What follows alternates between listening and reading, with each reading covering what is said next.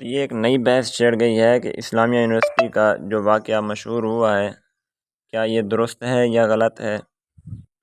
کیا اس طرح واقعتاً لڑکیوں کے ساتھ تقریباً 5000 سے بھی زیادہ لڑکیوں سے زیادتی ہوئی ہے؟ اس کی خبریں ہیں، ان کی ویڈیوز، ان کے فوٹو، نازیبا تصاویر، یہ سارا کچھ جو ہوا ہے۔ اب لوگ اس بحث میں پڑ گئے کہ یہ سچا یا جھوٹا، حالانکہ اس بحث میں پڑنے کی ضرورت نہیں ہے۔ بالفرض اگر یہ واقعہ جھوٹا بھی ہو تو پھر بھی اب یہ دیکھنا یہ ہے کہ آگے کیا کرنا ہے، شریعت کے احکام آئندہ کے لیے کیا ہیں۔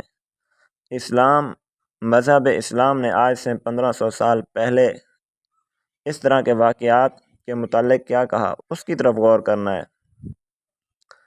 تو اسلامیہ یونیورسٹی جو اسلام کے نام سے ہے، اس کے بارے میں اس طرح کے واقعات کا سننا یہ بہت افسوسناک خبر ہے، جبکہ اسلامیہ یونیورسٹی کا تعارف ہی جبال العلوم سے ہے۔ یہاں تو بڑے بڑے جبال العلوم ٹھہرے رہے، بڑے بڑے عظیم لوگ، علماء دین اور علم اور تقوی کے پہاڑ یہاں رہے۔ یہاں باقاعدہ دورہ حدیث تک کتابیں پڑھائی جاتی رہیں، لیکن جب آہستہ آہستہ اس نظام کو ختم کیا گیا، دینی نظام کو، تو پھر دینی علوم بھی ختم ہو گئے۔ تو علم اور تقوی والے علماء پھر اس یونیورسٹی میں پڑھانے کی طرف انہوں نے رغبت نہیں کی، اگرچہ تنخواہیں اچھی تھیں، لیکن جب مخلوط نظام شامل ہو گیا تو انہوں نے اس میں نہ پڑھانا ہی اپنی دنیا اور آخرت کی عافیت سمجھا۔ تو اصل بحث یہ ہے کہ آئندہ کا لائحہ عمل کیا ہے۔ کیا اس طرح کے واقعات کے ظاہر ہونے کے بعد، اسلامیہ یونیورسٹی کا واقعہ تو بہت زیادہ مشہور ہو گیا ہے، لیکن اس طرح کے واقعات تو متعدد بار اخبار میں چھپتے رہتے ہیں کہ کبھی فلاں یونیورسٹی میں یہ واقعہ ہو گیا، کبھی فلاں یونیورسٹی میں یہ واقعہ ہو گیا۔ یہ تو متعدد بار واقعات ہوتے رہتے ہیں۔ اصل دیکھنا یہ ہے کہ آئندہ کے لیے ہماری حکومت یا یونیورسٹی کے انتظامیہ اپنا نظام تبدیل کرتی ہے یا نہیں کرتی، اسلام کے پردے والے نظام کو نافذ کرتی ہے یا نہیں کرتی، قرآن پاک کی پردے والی آیات احکام کو نازل کرتی ہے یا نہیں کرتی۔ اب ایک یونیورسٹی جس میں پی ایچ ڈی تک اسلامی تعلیمات پڑھائی جائیں، عربی میں پی ایچ ڈی، اسلامیات میں پی ایچ ڈی، پھر اس کا نام بھی اسلامیہ یونیورسٹی، تو اس کے اندر قرآنی آیات جن پر اتنا تفصیل سے پی ایچ ڈی میں پڑھایا جاتا ہوگا، ایم فل میں پڑھایا جاتا ہوگا، تو جب اتنا تفصیل کے ساتھ قرآن پاک کے ایک ایک لفظ کو، اس کی ایک تفسیر کو اتنا تفصیل کے ساتھ پڑھایا جاتا ہے، سمجھایا جاتا ہے، تو سوال یہ ہے کہ اس نظام کو نافذ کیوں نہیں کیا جاتا؟ جب یونیورسٹی کے انتظامیہ بھی مسلمان ہے، جب یونیورسٹی جس ملک میں ہے وہ حکومت بھی مسلمان ہے، تو یہ نظام قرآن والا نافذ کیوں نہیں کیا جاتا؟ اصل بحث یہ ہے کہ آئندہ وہ پردے والی آیات اللہ رب العزت نے قرآن پاک میں ایک جگہ نہیں، بار بار اللہ رب العزت نے پردے کی طرف توجہ دلوائی، شرعی پردے کی طرف۔ سورۃ النور پڑھ کے دیکھیں، یا ایھا النبی قل لازواجک، یہ آیات ساری اکٹھی ہیں، سورۃ نور کے اندر علیحدہ ہیں اور ادھر اللہ تعالیٰ نے علیحدہ پردے کے احکام بیان فرمائے۔ یا ایھا النبی قل لازواجک وبناتک ونساء المؤمنین، اے نبی اپنی بیویوں کو کہہ دیجئے، اپنی بیٹیوں کو کہہ دیجئے، مسلمان عورتوں کو کہہ دیجئے، یدنین علیہن من جلابیبہن، اپنے اوپر ایک بڑی جلابیب، بڑی چادر لٹکا لیں، جب باہر نکلیں تو چادر لٹکا کے، برقع پہن کے باہر نکلیں۔ کبھی اللہ تعالیٰ فرماتے ہیں یا ایھا الذین آمنوا لا تدخلوا بیوت النبی، اے ایمان والو تم دوسروں کے گھروں میں تو کیا اس نبی کے گھر میں بھی داخل نہیں ہو سکتے اجازت کے بغیر، پردے کے بغیر۔ جس نبی کا گھر علم اور تقوی کا مرکز ہے، تم اس میں بھی بغیر پردہ اختیار کیے بغیر داخل نہیں ہو سکتے، تو دوسروں کے گھروں میں یا مخلوط جگہ پر کیسے داخل ہونے کی اسلام اجازت دے گا؟ قرآن پاک کی ان آیات کو مسلمان بھول گئے ہیں؟ کیا یونیورسٹی کے جو انتظامیہ ہے وہ باوجود اس کے کہ پی ایچ ڈی لیول کے حضرات ہوں گے، کیا ان کے مطالعہ میں یہ آیت نہیں گزری یا ایھا الذین آمنوا لا تدخلوا بیوتا غیر بیوتکم، کہ اے ایمان والو اپنے سے علاوہ دوسروں کے گھروں میں داخل نہ ہو؟ جو داخل ہونے سے منع کیا جا رہا ہے، وجہ یہی پردہ تو ہے کہ جب بغیر اجازت کے داخل ہوو گے تو اس گھر کی عورتیں شرعی پردہ اختیار کر نہیں سکیں گی، کیونکہ تمہاری طرف سے اطلاع نہیں ہوگی۔ تو اس طرح جب داخل ہوو گے تو بے پردگی ہوگی کہ یہ ساری آیات اس حکومت اور یونیورسٹی کی انتظامیہ کے سامنے نہیں ہیں۔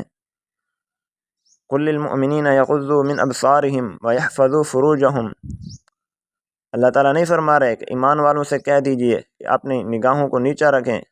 وقل للمؤمنات، اس کے ساتھ ساتھ ایمان والی عورتوں کے لیے علیحدہ اللہ نے حکم دیا کہ ان کو بھی کہہ دیجئے کہ یغضضن من ابصارہن، کہ اپنی نگاہ وہ بھی پست رکھیں۔ یہ سارے احکامات اپنی جگہ پر موجود ہیں، اور کوئی بھی ایسا بندہ نہیں ہے جس کو ان آیات کے مفہوم میں اختلاف ہو، ان آیات کے ترجمہ میں اختلاف ہو، ان آیات کے مضمون میں اختلاف ہو، ان آیات کے شان نزول میں اختلاف ہو۔ کسی کو اختلاف نہیں، اختلافی مسائل بہت ہیں وہ اپنی جگہ، لیکن یہ سب کے سب متفقات چیزیں ہیں۔ لیکن اس کے باوجود جب ہم اتنے بڑے قوانین کو فالو نہیں کریں گے تو نقصانات تو ہوں گے۔ یونیورسٹی ایک بہت بڑا ادارہ ہوتا ہے، یونیورسٹی تو ایک بہت بڑا ادارہ ہوتا ہے۔ ایک چھوٹا سا پرائمری سکول ہے، اس میں بھی اگر قوانین کو نظر انداز کر دیا جائے تو وہ ایک پرائمری سکول بھی قوانین کو نظر انداز کرنے کی وجہ سے ایک دن بھی نہیں چل سکتا۔ تو یونیورسٹی جو اتنا بڑا ادارہ ہے جس میں سینکڑوں قوانین بنے ہوئے ہیں اور ان قوانین کے تحت یونیورسٹی چل رہی ہے، تو جب بندوں کے بنائے ہوئے قوانین کو چھوڑیں تو ایک دن بھی یونیورسٹی نہیں چل سکتی۔ تو جب خدا کے بنائے ہوئے قوانین کو چھوڑ کر یونیورسٹی کو چلائیں گے تو یونیورسٹی کس طرح کامیاب ہوگی؟ تو اس لیے یہ واقعہ سچا ہے یا جھوٹا ہے، یہ اپنی جگہ بحث ہے، لیکن اصل یہ ہے کہ کامیابی اگر اس طرح کا واقعہ نہ بھی ہوتا، پھر بھی جس مخلوط نظام کے ساتھ ہماری یونیورسٹیاں چل رہی ہیں اس نظام کے ساتھ ہماری کامیابی نہیں ہے، اس میں ہماری ناکامی ہے، چاہے یہ واقعہ جھوٹا بھی ہو۔ ہماری نظر احادیث پر نہیں ہے، ہماری نظر فقہی احکام جو پردے کے متعلق ہیں ان پر نہیں ہے، جن سے کتابیں بھری پڑی ہیں، جن کو پڑھتے ہوئے ایک وقت چاہیے، اتنے احکام ہیں۔ اور پھر اللہ رب العزت نے پردے کے احکام اور اس کی جزیات کو بھی خود بیان فرمایا۔ سورۃ النور کے اندر ایک ایک جزی کو اللہ تعالیٰ نے بیان فرمایا کہ کسی کے گھر میں داخل ہونے کے کیا احکام ہیں، دوپہر کو داخل ہونا ہے نہیں ہونا، صبح داخل ہونا ہے نہیں ہونا، داخل ہونے کا طریقہ کیا ہے۔ اور پھر احادیث کی طرف ہیں، کیا یہ احادیث ہمارے سامنے نہیں ہے کہ جو عورت بن سنور کر گھر سے نکلے بغیر پردے کے، خود بھی کسی کی طرف میل ہونے والی ہو اور اس کا پردہ اختیار نہ کرنے کی یہ مقصد ہو کہ دوسرے بھی میری طرف میل ہوں، تو ایسی عورتوں پر اللہ تعالیٰ کی لعنت برستی ہے۔ یہ سارا کچھ موجود ہے۔ تو اب دیکھنا یہ ہے کہ آئندہ کے لیے یونیورسٹی انتظامیہ ان قرآنی قوانین اور احکام کی طرف توجہ کرتی ہے، ان کو نافذ کرتی ہے یا نہیں کرتی؟ کیا اب کوئی تبدیلی ہوگی کہ یونیورسٹی میں پڑھنے والے بچیوں طالبات کے والدین ان کو برقع پہننے پر مجبور کریں گے؟ یا اس اتنے بڑے تجربے اور نقصان کے بعد کیا اب بھی والدین پردے والی آیات کو نظر انداز کر دیں گے؟ اپنی بچیوں کو مجبور نہیں کریں گے کہ وہ برقع پہن کر جائیں؟ وہ بچیاں جن کو وہ 20 سال تک تعلیمی اخراجات جن کے برداشت کرتے ہیں، ان کے تعلیمی اخراجات اٹھانے کے لیے کئی طرح کی مشکلات برداشت کرتے ہیں، کیا وہ ایک چھوٹی سی بات جو ہے اس پر اپنے بچیوں کو مجبور نہیں کر سکتے کہ اگر تم پردہ شرعی اختیار کر کے جاؤ گی تو تمہیں تعلیم حاصل کرنے کی اجازت ہے ورنہ نہیں ہے؟ کیا اب مخلوط نظام ختم ہو جائے گا اس واقعے کے بعد؟ گرلز کی کلاسیں علیحدہ لگیں گی؟ کیا بوائز کی علیحدہ لگیں گی؟ کیا اب وہ مدرسۃ البنات والا نظام نافذ ہو جائے گا ہمارے اسکولوں، کالجوں، یونیورسٹیوں میں، کہ جس طرح مدارس کے حضرات محدود آمدن کے ساتھ علیحدہ علیحدہ نظام بناتے ہیں، لڑکوں کے کلاسیں علیحدہ، ان کی درس گاہیں علیحدہ، لڑکیوں کی کلاسیں علیحدہ، ان کی درس گاہیں علیحدہ، ان کو پڑھانے والے استاد علیحدہ، ان کو علیحدہ، اگر ان کو مرد حضرات پڑھاتے بھی ہیں تو 100% شرعی پردے کی رعایت رکھ کر پڑھاتے ہیں۔ کیا وہ نظام نہیں چل رہا؟ جب وہ نظام چل رہا ہے تو یہاں بھی شرعی پردے والا نظام چل سکتا ہے، اسی نظام کے ساتھ تعلیم تعلم ہو سکتا ہے۔ لیکن اگر ہم نہیں کرتے تو اس میں ہماری سستی ہے، اور اس میں جو نقصانات ہیں وہ یہ تو چھوٹا نقصان ظاہر ہوا ہے، اس سے اور بھی بڑے بڑے نقصان ہیں، اور یہ نقصان تو دنیا میں ظاہر ہوا ہے اس طرح کے واقعے کی شکل میں۔ آخرت کے اندر جو نقصانات ہیں ان کا تو ہمیں ابھی تصور ہی نہیں ہے۔ یہ دنیا کا نقصان ظاہر ہوا، پورے ملک میں سوشل میڈیا پر ایک بحث چھڑ گئی، شور مچ گیا پوری دنیا کے اندر کہ یہ واقعہ کیسے ہو گیا۔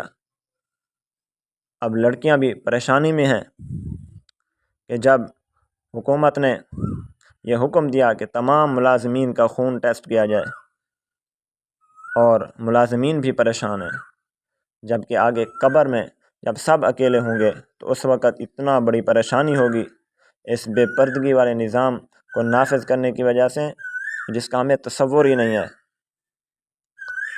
تو اب پتہ چلا کہ وہ مولویوں والا نظام، حالانکہ وہ قرآنی نظام ہے، شریعت کا نظام ہے، لیکن ہم اس کو کہتے ہیں کہ یہ مولویوں والا نظام ہے، جو مولوی پردے کی رٹ لگاتے ہیں اور مولویوں کا نظام کہہ کے ہم اس کو نظر انداز کر دیتے ہیں۔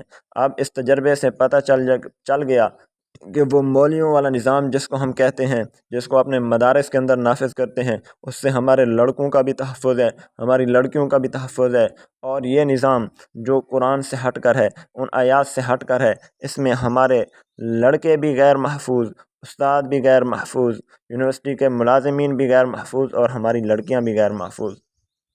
اب جن لڑکیوں کے نام آئیں گے کیا ان کو پریشانی نہیں ہوگی آئندہ کی زندگی میں؟